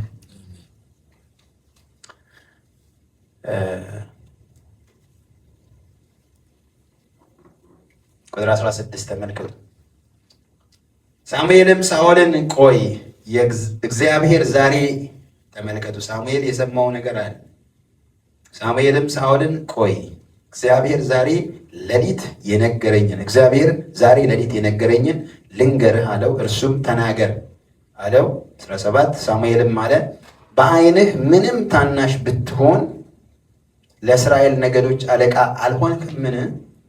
እግዚአብሔርም በእስራኤል ላይ ንጉሥ ትሆን ዘንድ ቀባ።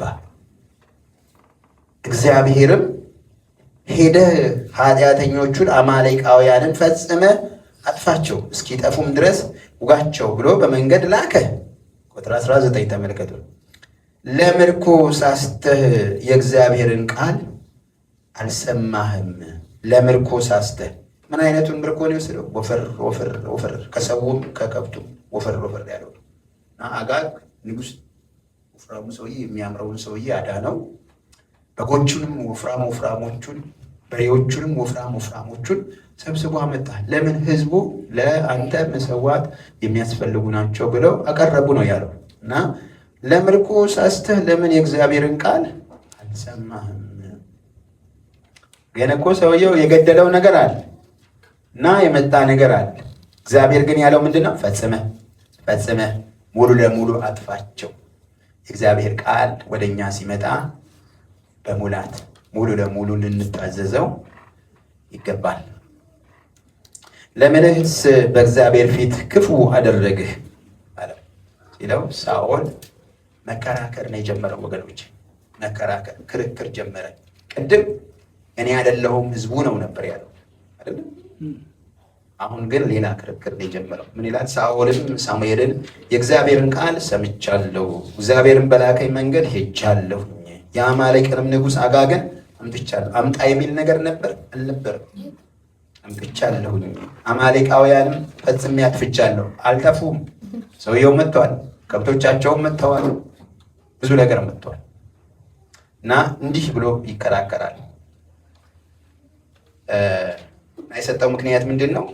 ሳኦል የሰጠው ምክንያት ህዝቡ ግን ለአምላክህ ለእግዚአብሔር በጌልጌላ ይሰዉ ዘንድ ከእርሙ የተመረጡትን በጎችና በሬዎች ከምርኮው ወሰዱ ብሎ አለው። ክብር ለአምላካችን ይሁን።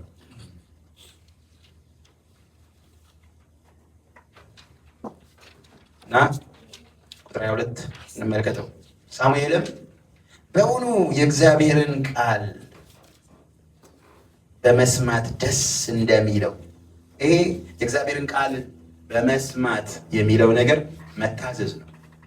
የእግዚአብሔርን ቃል በመስማት ደስ እንደሚለው እግዚአብሔር በሚቃጠልና በሚታረድ መስዋዕት ደስ ይለዋልን? ይሄ ነገር ገብቷችኋል? እስቲ የገባው ሰው ይንገረኝ። ምን ማለቱ ነው? በእውኑ የእግዚአብሔርን ቃል መስማት ወይም እግዚአብሔርን መታዘዝ ማለት ነው።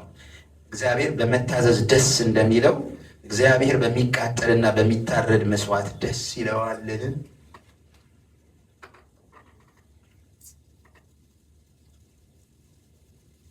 እግዚአብሔር ለመስዋዕት የሚቀርብ ከብት ሊኖር ይችላል። ለእርሱ መስዋዕት ሊደረግ የሚታረድም ወይም የሚቃጠል ይኖራል። ነገር ግን ከነዚህ ሁሉ ይልቅ እግዚአብሔር ደስ የሚሰኘው ከመስዋዕቱ ይልቅ በምንድን ነው? በመታዘዝ። ሂድልኝ ሲልህ ከሄድክለት ቀርተህ አስራትን 2 እጥፍ አደርጋለሁ ብትል ሞኝ፣ እግዚአብሔር አይቀበልም። he doesn't accept ከመስዋዕትህ ይልቅ መታዘዝህን እግዚአብሔር ይመርጣል። እግዚአብሔር እንዳለን እንድንሆን ይፈልጋል። ክብር ለጌታ ይሁን። ኢየሱስ ጌታ ነው። ወሮች ከራሳችን መንገድ እንውጣ። this is the God's way ብለን አንዳንድ ጊዜ በራሳችን ለዋውጠን የራሳችንን መንገድ የምንሄደው አካሄድ አለ። that's not God's way።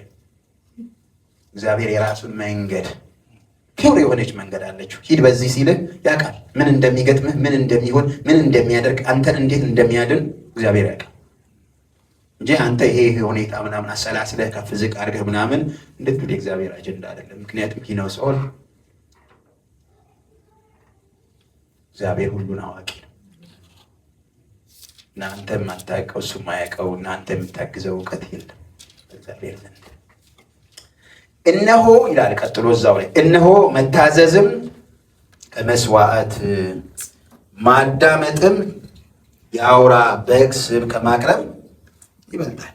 መታዘዝንና ማዳመጥን እግዚአብሔር ፎከስ ወይም ደግሞ ስትረስ አድርጎ ሲናገር መታዘዝ ከመስዋዕት ይበልጣል፣ ማዳመጥን የአውራ ስብ ከማቅረብ ይበልጣል። የእግዚአብሔርን ነገር በደንብ አድምጥ። በግርግር አይደለም፣ አድምጥ በደንብ ነው የሚለው። ስማ እግዚአብሔርን ስማ በደንብ። ሌላ እንደዚህ ምናምን አለ። ለዚህ ነው ምሳሌ መጽሐፍ ላይ እግዚአብሔር ሲናገር ጆሮህን አንገትህን አዘንብል፣ ጆሮህን ከፍተህ አድምጥ ነው የሚለው። ትኩረት ስጥ ለእግዚአብሔር ነገር።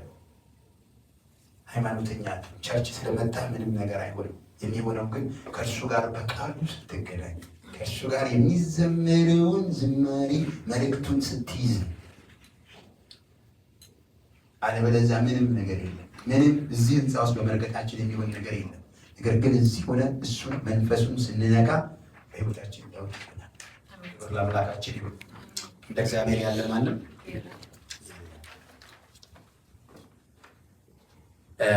ቁጥር 23 ላይ አመፀኝነት፣ አሁን የሳኦልን ማንነት ተመልከቱ። አመፀኛ ነህ እግዚአብሔር እያለው ነው። እልከኛም ነህ እያለው ነው። አመፀኝነት እንደ ሟርተኝነት ኃጢአት ይቆጠራል። እልከኝነትም ጣዖትን ተራፊምን እንደማምለክ ነው እና እዚህ ጋር ምን አሳይቷል? ሳኦል እልከኝነት አሳይቷል። አመፀኝነትን ለእግዚአብሔር አሳይቷል። ስለዚህ የእግዚአብሔርን ቃል ንቀሃል ሲጠቃለል የእግዚአብሔርን ቃል ንቀሃል። እግዚአብሔርን ንጉሥ እንዳትሆን ናቀ። ክብር ለጌታ ይሁን። የእግዚአብሔርን ቃል ንቀሃል። ሰርቷል እኮ ሰውየው እኮ አልሰራም አይደለም፣ ገሬ ሰርቷል እኮ የሆነ ነገር ብዙ ነገር እኮ አድርጓል። ግን አንድ ወፍራም ሰውዬ ይዞ መጣ። እንደገና ደግሞ ደስ ደስ የሚሉ በጎችን ይዞ መጣ። እንደገና ደስ ደስ የሚሉ በሬዎችን አመጣ። በሬዎቹ ደግሞ ወሬኞች ናቸው። ወሬኞች። ሰውየው ምንም አላረኩም ብሎ እዚህ እየተከራከረ አለሁኝ በጓም እኔም መጥቻለሁ አለች። ተስፋራ ይሄ የምሰማው ምንድን ነው አለው። ይሄ የበጎች ጩኸትና የበሬዎች ግሳት ምንድን ነው? እንዲህ ነው እንዲህ አለ። በደንብ የሚጮኸው አምጣ ነው እንዲህ አለ አይደለም። ክብር ለጌታ ይሁን። እና የእግዚአብሔርን ቃል የሚለው ትእዛዝ ነው ብያቸዋለሁ። ቃሉን ንቀሃልና እግዚአብሔር ንጉሥ እንዳትሆን በቃ እግዚአብሔር ዘግቷል ፋይሉን። በቃ ይሄ ሰውዬ በአካል ዝም ብሎ በደመነብስ ዝም ብሎ ወንበሩ ላይ ሊቀመጥ ይችላል። he is no more the king of Israel አይደለም። እግዚአብሔር ንቆታል። በቃ ሳኦል ከዚህ በኋላ ይሄ ተደራራቢ ነገር ሲመጣ አሁን አጥፊ መሆኑን አምኗል። ቁጥር 24 ላይ ተመልከቱ። ሳኦልም ሳሙኤልን ሕዝቡን ስለፈራው ቃላቸውንም ስለሰማው የእግዚአብሔርንም ትእዛዝ የአንተንም ቃል በመተላለፍ በድያለሁ አለ። ክብር ለጌታ ይሁን። ግን የሚገርማችሁ በድያለሁ ብሎ ሲናገር የተናገረው ለሳሙኤል እንጂ በእግዚአብሔር ፊት አልተናገረም። ዳዊት በደለኛነቱን ናታን መጥቶ በነገረው ጊዜ ተንበርክኮ እግዚአብሔርን በድያለሁ ነው ያለው። እዚህ ጋር እኮ በጣም ጀነራል የሆነ ነገር ነው የተነገረው። ክብር ለጌታ ይሁን። ስናጠፋ ለማን?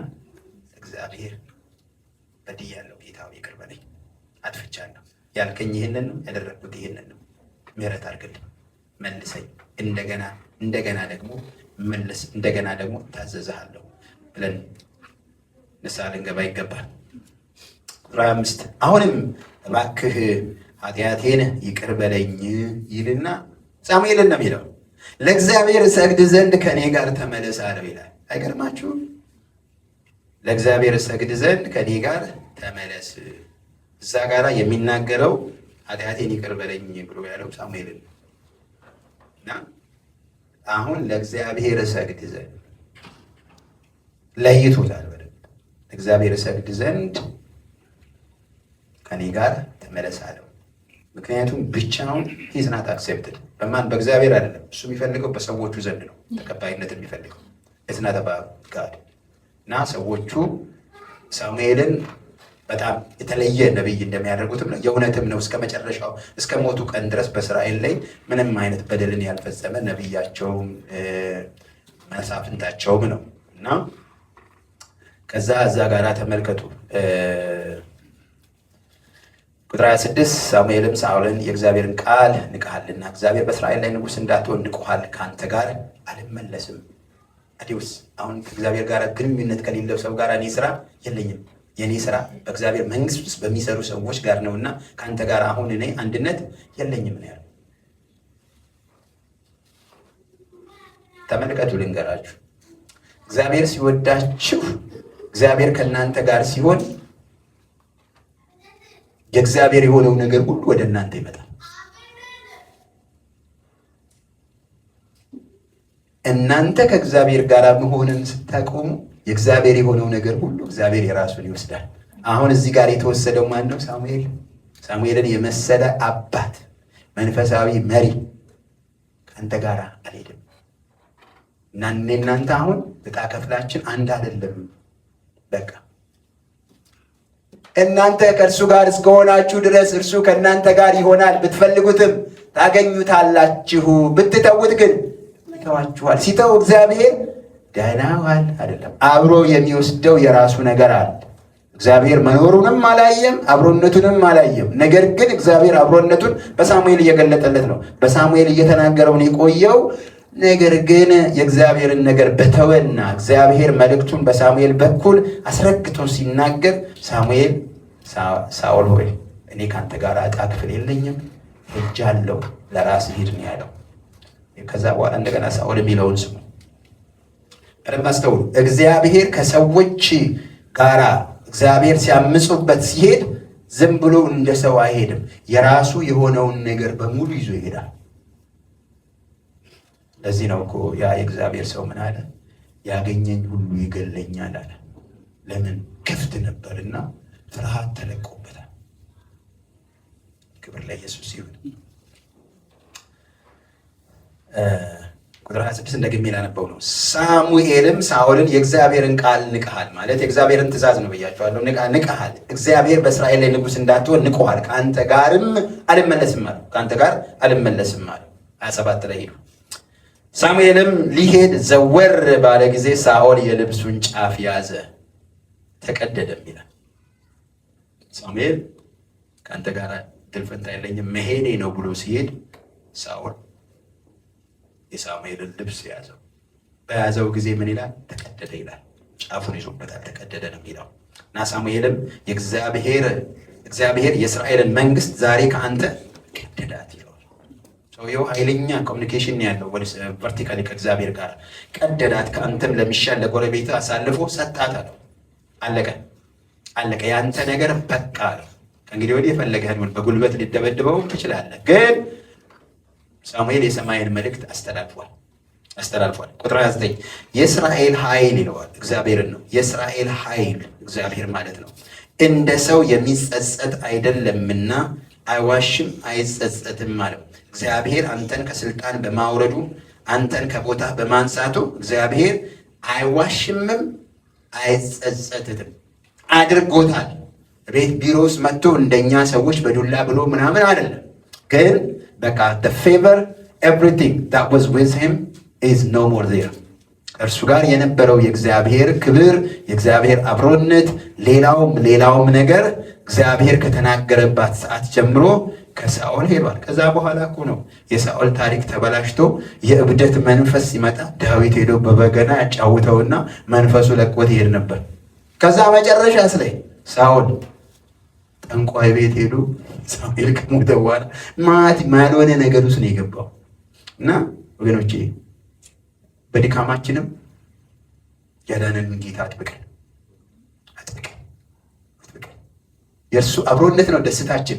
የቀኑ ጣዕም ዛሬ እሁድ የምትጣፍጠን እሁድ ስንውልባት እንደ ምግብ የምትጣፍጠን ከእግዚአብሔር አብሮነት የተነሳ እንጂ ቀኑ በራሱ ጣፋጭና ጥሩ ስለሆነ አይደለም። በሕይወታችሁ ኑሯችሁን የሚያጣፍጠው እግዚአብሔር ነው አይደለም። አሁን አንድ እህቶች ይህንን ያውቃሉ።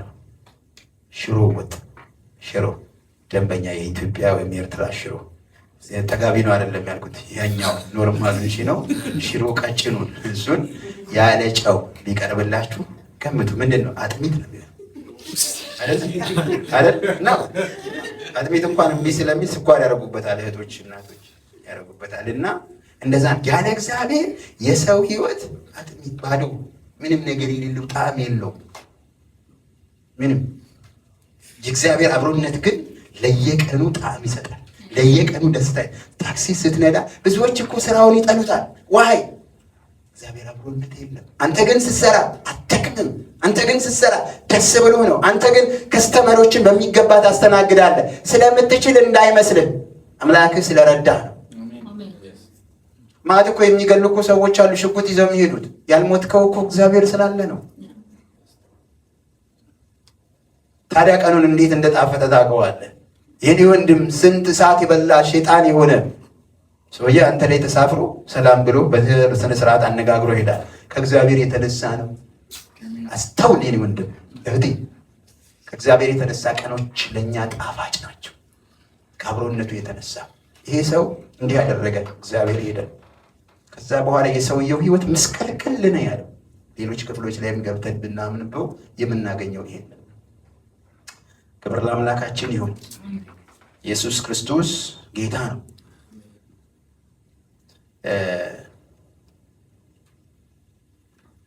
ቁጥር 29 ላይ ልውሰዳችሁ። ቁጥር 29 ላይ የእስራኤል ኃይል አለው እንደ ሰው የሚጸጸት አይደለም፣ አይዋሽምም፣ አይጸጸትምም ማለት። እግዚአብሔር በስራው ጻድቅ ነው፣ አይጸጸትምም፣ አይዋሽም። ለምን ብሎ ነው የሚያዋሽ?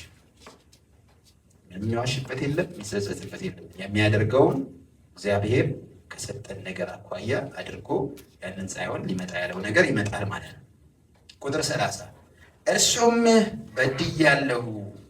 ሰውየው የሚገርማችሁ ነው፣ የሆነ ኢጎይስት ነው፣ ራሱን የሚወድ ነገር ነው እና ስለ ራሱ ዲፌንድ ያደርጋል። እኔ አንበሳው አይነት ነገር ነው የሚለው። አንበሳ ግን አይደለም ሰውየው። ምንድን ነው የሚለው መሰለህ? እርሱም በድያለሁ፣ አሁን ግን በሕዝቤ ሽማግሌዎች ፊትና በእስራኤል ፊት እባክህ አክብረኝ። ሰማችሁኝ? በሕዝቤ ሽማግሌዎችና በእስራኤል ፊት እባክህ አክብረኝ። ሰውየው ፋይቱ እዚህ ሰፈር መሬት ላይ ነው። የሰማዩን ጉዳይ ጥሎታል እና ለአምላክህ ለእግዚአብሔር እሰግድ ዘንድ ከኔ ጋር ተመለሳል። ሰውየው እኮ እምነት ቢኖረው ዋይ ሳሙኤል ብቻውን ሄዶ ለአምላኩ መስገድ ይችላል፣ እግዚአብሔር እንደሚሰማው ቢያክ ቢሆን ነው። ነገር ግን ሲዝ ሾው ካንድ ኦፍ ፐርሰን እና ሰዎቹ ሽማግሌዎች ሲያዩ አብረው ከሳሙኤል ጋር መለስ ቀለስ ብሎ ሊያመልጥ ነው የፈለገው። አገኛችሁኝ? ምን እንደሆነ ያ እንደዛ ነው የፈለገው። ያኛው ደግሞ ምንም የማይሳሳት በልጅነቱ ጀምሮ እስከ ሞቱ ድረስ የእግዚአብሔርን ነገር ሰምቶ የሚያደርግ ሰውዬ የገጠመው ሰውዬ ኤክስትሪም አክራሪ፣ የእግዚአብሔርን ብቻ የሚል ማለት። ይሄን አክራሪ ብዬ ስላችሁ ምን ማለት እንደሆነ ታውቃላችሁ? የዘንድሮ ፔንቴና አገልጋይ ቢሆን ኖሮ እንዴ ነው እባክህ ጋሼ እንደዚህ ነው ምናምን፣ አንተ አስቸጋሪ ነህ፣ ግን ቢሆንም ለዛሬ ብቻ ይሄን አደርገዋለሁ ብለን ሳሙኤል ጋር እንደዛ የለም። መታረድ ካለበት አርደው ነው የሚሄደው። በውሸት ላይ ምንም አይቀድድም። ቁጥር 31 ሳሙኤልም ከሳኦል በኋላ ተመለሰ፣ ሳኦልም ለእግዚአብሔር ሰገደ። ሄዶለታል እና ሳኦልም ለእግዚአብሔር ሰገደ። ስግደቱ ተቀባይነት አግኝቶታል። እሱን እግዚአብሔር ነው የሚያውቀው። ቁጥር 32 ላይ ተመልከቱ። ሳሙኤልም የአማሌቅን ንጉሥ አጋግን አምጡልኝ ስራውን የማይረሳ ሰውዬ ሲያውጪ ወደ በዛ ቢለው በዚህ ቢያወራው እንደዚህ ሆኖ ነው ሰው ብሎኝ ነው ጥሩ ብለሃል፣ ግን አጋግን እፈልገዋለሁ። ምን ሊያደርገው? ሰላም ሊለው ነው? ሊሰማው ነው? አይደለም። ተመልከቱ ያደረገው። ሳሙኤልም የአማሌቅን ንጉሥ አጋግን አምጡልኝ አለ። አጋግም እየተንቀጠቀጠ ወደ እርሱ መጣ። የማይቀልድ የእግዚአብሔር ሰው እንዳገኘው አውቋል። መጣ እየተንቀጠቀጠ ይላል። አጋግም በውኑ ሞት እንደዚህ መራራ ነውን አለ። ሞት እንዲህ መራራ ነው። ምክንያቱም ሰውየው ሊገለው ምንም ሊምርልን ሳይሆን ምክንያቱም እሱ የእግዚአብሔርን ትእዛዝ ሙሉ ሊያደርግ ነው የመጣው። ክብር ለጌታ ይሁን። ክብር ለአምላካችን ይሁን። ኢየሱስ ጌታ ነው። ሳሙኤልም ይላል መልከቱ። ሳሙኤልም ሰይፍህ ስሙ። እዚህ ጋር የሚገርም እኮ ሰይፍህ ሞት እንዴት መራራ ነው እንዲህ ብሎ ነው ያለው አይደለም። ብዙዎችን ገሏል። ብዙዎችን ገሏል። ብዙ አጋግ ብዙ ሰው ገሏል። እና እዚህ ጋር ምን አለው? ሰይፍ ሴቶችን ልጆች አልባ እንዳደረገቻቸው፣ ሰይፍ ሴቶችን ልጆች አልባ የብዙዎችን እናቶች ልጆቻቸውን ገሏል አልባ እንዳደረገቻቸው እንዲሁ እናትህ በሴቶች መካከል ልጅ አልባ ትሆናለች። ለምን? ዛሬ እኔ አንተን ላርድህ ነው። ያንተም እናት ተረኛ ነች ዛሬ እያለው ነው ያለው። ምንድን ነው ብትሉኝ፣ ይሄ ሰው የእግዚአብሔር ነገር ላይ ጨካኝ ነው። ሳሙኤል አይቀልድም። እግዚአብሔር ያለውን ከማድረግ ወደኋላ በደንብ ሰምቶ ስለነበረ በሳኦል ድካም መሃል እየገባ የእግዚአብሔርን ሐሳብ ወደ ሙላት እያመጣ ነው ያለው። ክብር ለጌታ ይሁን። እናትህ በሴቶች መካከል ልጅ አልባ ትሆናለች አለ። ሳሙኤልም አጋግን በእግዚአብሔር ፊት በጌልጌላ ቆራረጠው ይላል። ምንድን ነው ምክንያቱ? ሰው ማለት ነው እንዴ ጉዳዩ? አይደለም። እግዚአብሔር በስራው ላይ አይቀልድም። ሰሙኛላችሁ? እግዚአብሔር በስራው ላይ ስለማይቀልድ ነው። ምንድን ነው እግዚአብሔር ያልቀለደው ብለን ብንል እግዚአብሔር ለአብርሃም የገባውን ኪዳን ከመፈጸም ወደኋላ ሊል አልፈለገም። ስለዚህ እስራኤል ከግብፅ ባርነት ይወጣ ዘንድ አብርሃምን ልኮ ወደ ተስፋይቱ ምድር እየወሰዳቸው ሳለ በመንገድ ላይ መዓት ችግሮች ኖረው ሳለ ተጨማሪ ችግር ያመጣ ማን ነበር? አማሌቅን እግዚአብሔር ቀንና ጊዜ እየቀጠረለት የቆየ ሕዝብ ነበር። እግዚአብሔር ምን ሊያደርግ? ሊበቀል። ስለዚህ ነው እግዚአብሔር ብዙ ጊዜ ሲናገር ምን ያህል በቀል የኔ ነው ይላል። ተው ዝም በለው፣ ቀን ጊዜ ጠብቂ ብለን መታሰቢያ እንዳይኖረው አድርጌ አጠፋላል። ሰው ግን ቡቅ ስለሚል የዛኑ ጊዜ ሰውየው እንዲገደል ነው የምንፈልገው አይደለም። ሰውየው በትክክል ወደ እግዚአብሔር ካልተመለሰ እግዚአብሔር ያንን ሰው እንዴት እንደሚቀጣ ያውቃል። ስለዚህ ነው እግዚአብሔር ብዙ ጊዜ በመጽሐፍ ቅዱስ ሲናገር ምን ይለናል? በቀል የኔ ነው ይላል። እና እግዚአብሔር ትልቅ ፕሮጀክት ነበረው በአብርሃም ጉዳይ። እግዚአብሔር አይቀልድም። ወዳጄ የሚለው የአብርሃም ልጆች ናቸው እነዚህ። እነሱ እየሄዱ እያለ በመንገድ ላይ እነሱን ሲያሰናክሏቸው፣ እነዚህም ሰዎች እምነታቸው እስኪጎዳ ድረስ በእውኑ ይሄ ሰውዬ ያመጣን እንዲህ ሙሴ የሚባል ሰውዬ እግዚአብሔር ልኮት ነው እንዴ ምናምን ብለው በእግዚአብሔር ላይ እስኪጠራጠሩ በእግዚአብሔር ላይ እንዲያማርሩ ካደረጓቸው ሰዎች መካከል አማሌቃውያን ናቸው። ለጌታ ይሁን። ስለዚህ ሳኦል ሲሾም ምንም እንኳን እስራኤል ተነጫንጮ ንጉሥ እንፈልጋለን እንደ አሕዛብ ብለው ቢሉትም እግዚአብሔር አንዱ ፕሮጀክቱ በሳኦል ብቃት አለው ብሎ የገመተውን ሰው እሱን ሰጣቸው። ይሄ ሰውዬ ስራ ተሰጠ።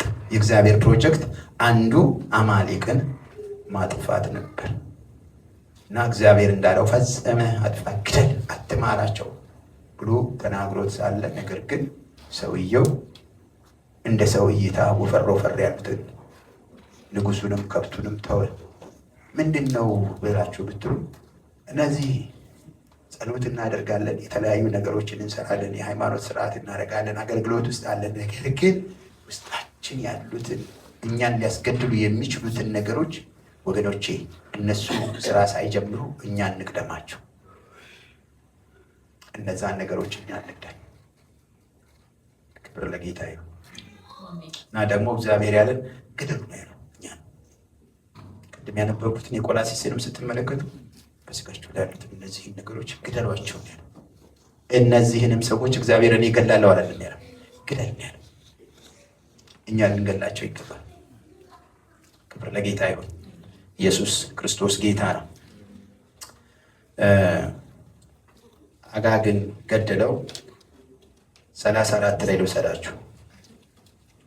ሳሙኤል ወደ አርማቴም ሄደ ይላል። ሳሙኤል ወደ አርማቴም ሄደ፣ ሳኦልም ወደ ቤቱ ወደ ጊብዓ ወጣ። ሳኦል ወደ ጊብዓ ሄደ፣ ሳሙኤል ወደ አርማቴም ሄደ። ተለያይተዋል። አሁን ሳሙኤልም እስከ ሞተበት ቀን ድረስ ሳኦልን ለማየት ዳግመኛ አልሄደም።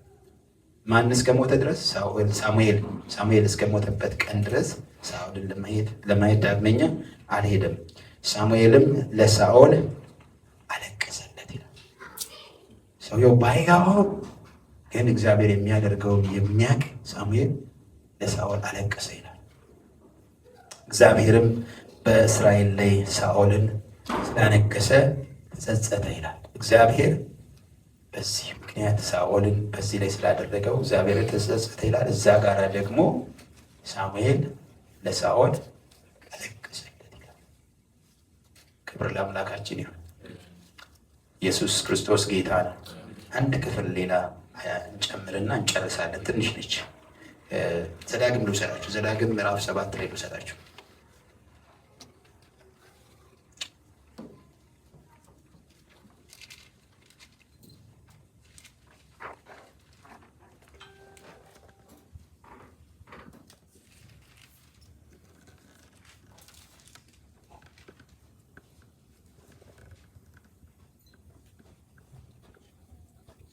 ዘዳግም ምዕራፍ 7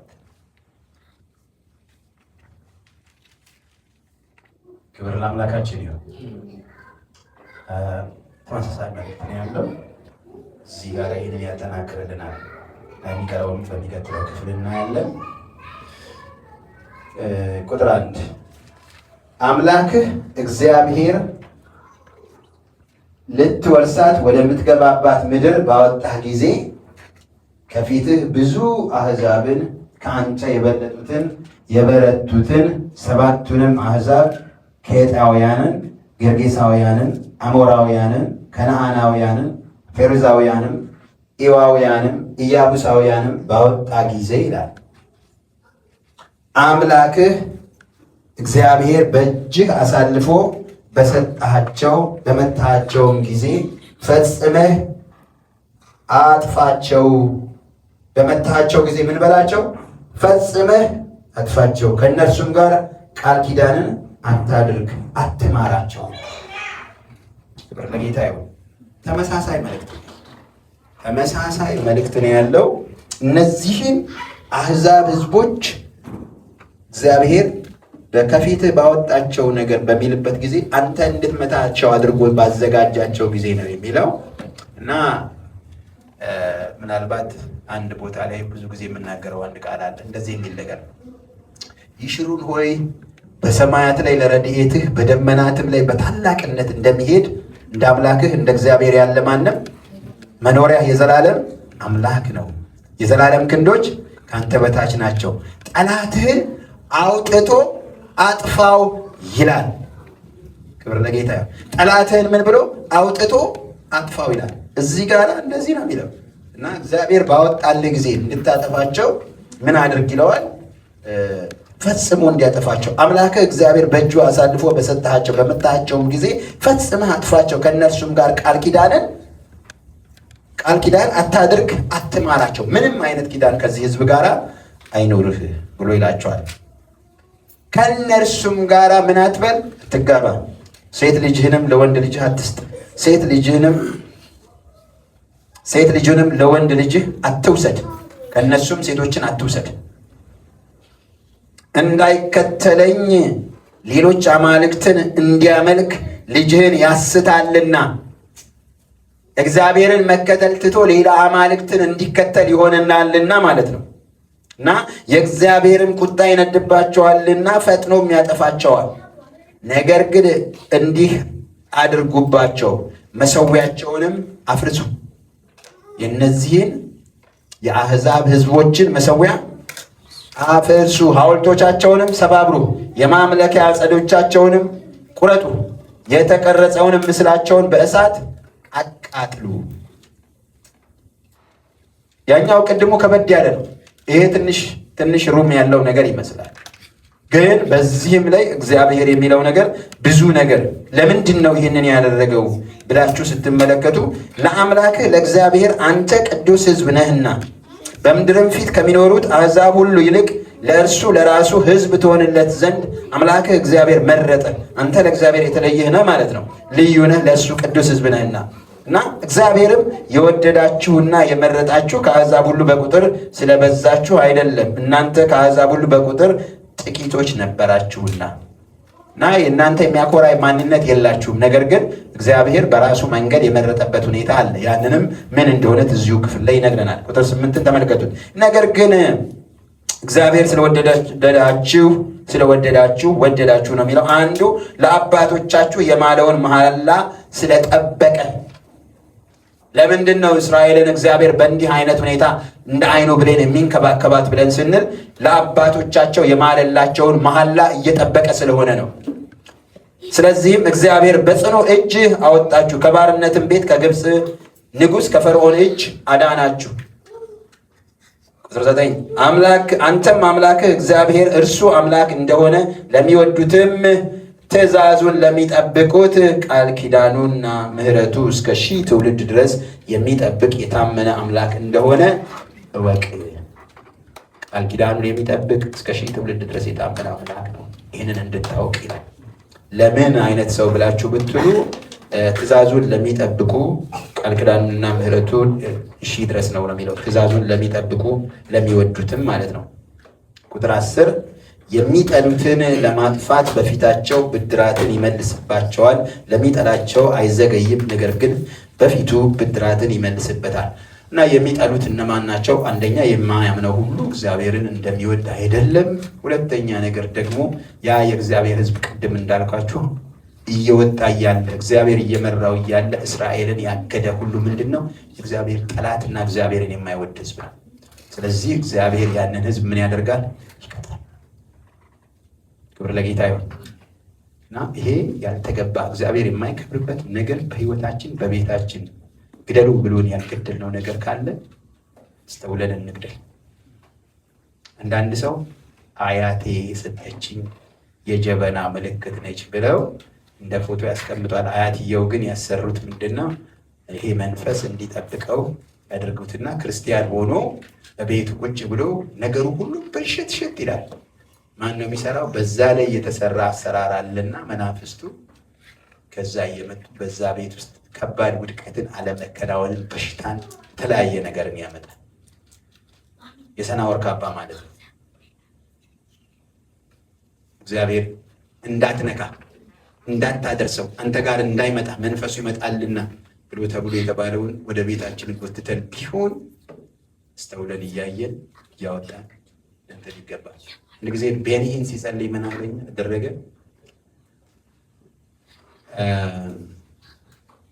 የሆነ ሰውዬ ናዛ ሊጸለይለት መጥቶ በመገለጥ አየውና እንደዚህ ከዩዝድ ስቶር ማለት ትሪፍት ስቶር ከትሪፍት ስቶር ውስጥ የገዛው ጨሌ ምናምን ነገር አለ እና ኃይለኛ አምልኮ የነበረው ሰውዬ እንትና እቃውን ወስዶ ቤቱ ለያይቶ እሱ ለራሱ ለቤተሰቡ አድርጎታል። እና ያ ቤት ቀውጥ ይሆናል። ከዛ ጊዜ ጀምሮ እግዚአብሔር የሚያሳየኝ እንዲህ ነው። የሆነ ጨሌ እንደዚህ አይነት ነገር ቢድስ ገዝተህ እንደዚህ አድርገሃል። ያ ነገር ከመጣ ጀምሮ በቤትህ የሚያመልኩት ሰዎች መንፈስ አንተ ቤት ገብቷል እና መንፈሱ ያ ዕቃ ካልወጣ አይወጣም ማለት አዲዮስ። ሰማችሁኝ? አሮጌ ነገር እንዳገዙ ሰማችሁኝ? መልእክት ነው። ክብር ለጌታ ይሁን። ኢየሱስ ጌታ ነው። መልእክቴን ጨርሻለሁ።